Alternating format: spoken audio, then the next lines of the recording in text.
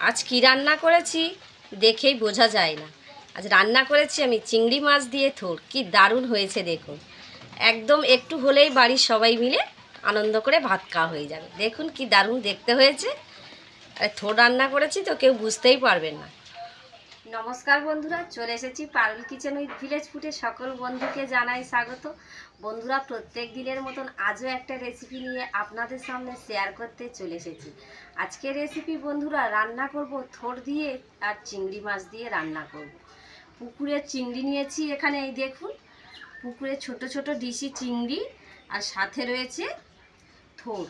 কলা গাছের যে থোড় হয় না, ওই থোড় দিয়েই চিংড়ি মাছ রান্না করব। দারুণ খেতে লাগবে। বন্ধুরা, প্রথম থেকে শেষ পর্যন্ত ভিডিওটি দেখবেন, আশা করি ভালো লাগবে। আর যে সকল বন্ধুরা ইউটিউব থেকে দেখছেন, প্লিজ চ্যানেলটিকে সাবস্ক্রাইব করে আমার পাশে থাকবে। তাহলে আজকে থোড় রান্না করে ফেলবো। বন্ধুরা, এখানে আমি ছোট ছোট পুকুরের চিংড়ি নিয়েছি। চিংড়িগুলো একটু বেশ ভালো করে বেছে নিয়েছি। আর এদিকে এই দেখুন থোড় আমি ছোট ছোট করে একদম কেটে নিয়েছি।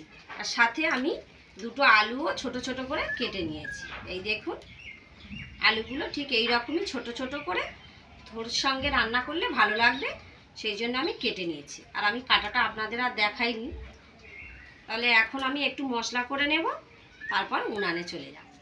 বন্ধুরা, চিংড়ি মাছটা প্রথমে ভেজে নেব। কড়া বসিয়ে দিয়েছি, তেল দেব কড়াই।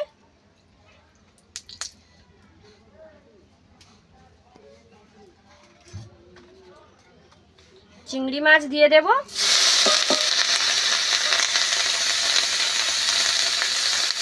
লবণ দেব, হলুদ গুঁড়ো দেব। লবণ আর হলুদ দিয়ে চিংড়ি মাছটা ভালো করে ভেজে নেব। আর এই ছোট ছোট চিংড়ি দিয়ে আর ওই থোড় রান্না করলে দারুণ খেতে লাগে বন্ধুরা।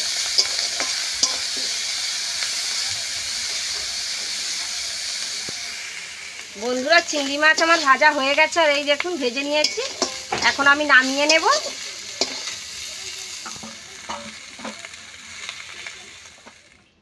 বন্ধুরা, চিংড়ি মাছ ভাজার তেলের মধ্যে তরকারিটা চাপাবো। ফোড়নে দেব একটা তেজপাতা, 5 ফোড়ন, পেঁয়াজ কুচে রেখেছিলাম দেব পেঁয়াজ,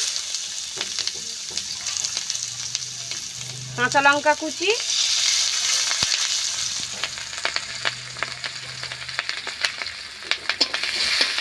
পেঁয়াজ আর কাঁচা লঙ্কা একটু ভাজা ভাজা হয়ে গেছে।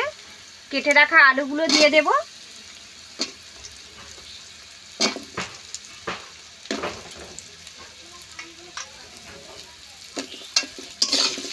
আলুগুলো একটু হালকা করে ভেজে নেব। আলুগুলো একটু ভাজা হয়ে গেছে। কেটে রাখা থোড়গুলো দিয়ে দেব।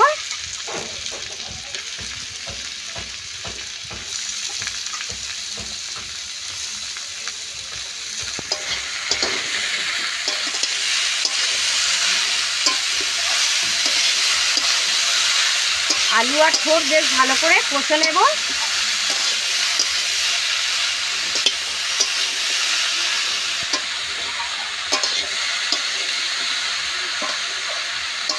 এবার দিয়ে দেব লবণ,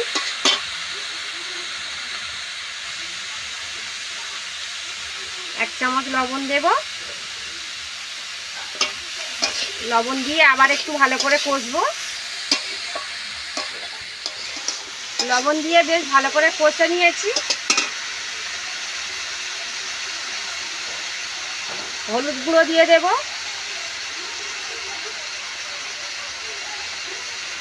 লঙ্কার গুঁড়ো দিয়ে দেব। আবার একটু ভালো করে কষে নেব।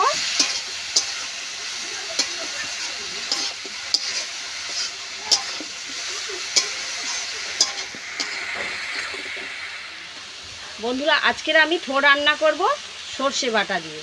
কাঁচা লঙ্কা আর সর্ষে বেটে নিয়েছি।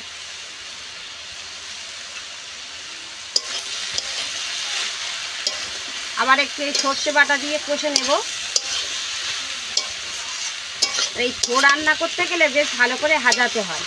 থোড়টা একদম সফট করতে হবে, তাহলে খেতে ভালো লাগে।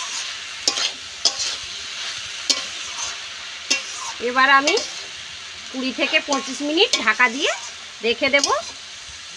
একটু জল দেব।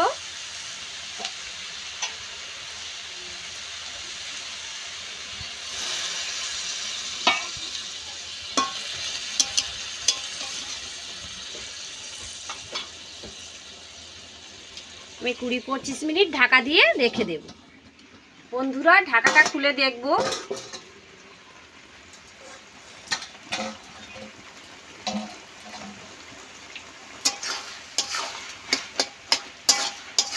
আর এই দেখুন আলু তো সব সিদ্ধ হয়ে গেছে, আর যে থোড় দিয়েছিলাম থোড়ও একদম পুরো সফট হয়ে গেছে।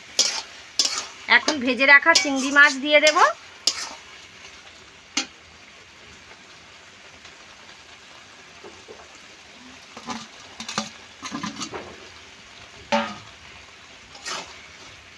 চিংড়ি মাছ দিয়ে দিয়েছি।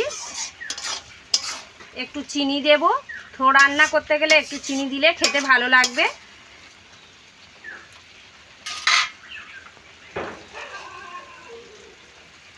এক চামচ চিনি দিয়ে দেব।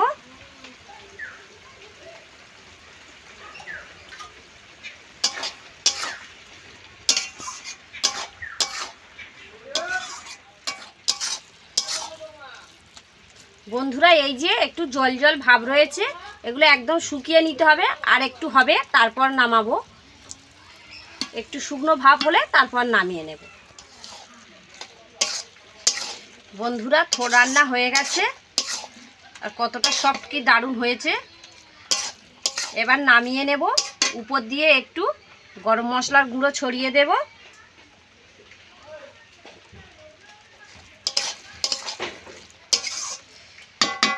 এবার নামিয়ে নেব, তারপর আপনাদের দেখাবো। বন্ধুরা এই দেখুন চিংড়ি মাছ দিয়ে থোড় রান্না করেছি, কি দারুণ হয়েছে দেখুন। একটু হলেই ভাত খাওয়া হয়ে যাবে, আর কিছুই খাওয়ার কথা মনে আর লাগবে না। কি দারুণ দেখতে হয়েছে দেখুন। আজ আমি ঠিক যেভাবে থোড় দিয়ে চিংড়ি মাছ রান্না করেছি, আপনারা এইভাবে একবার হলেও বাড়িতে বানিয়ে খেয়ে দেখবেন। দারুণ খেতে লাগে বন্ধুরা। আর আজকে রান্নাটা আমার কেমন হয়েছে অবশ্যই কমেন্ট করে আমাকে জানাবেন। বন্ধুরা ভিডিওটি ভালো লাগলে লাইক কমেন্ট সাবস্ক্রাইব করে দেবেন।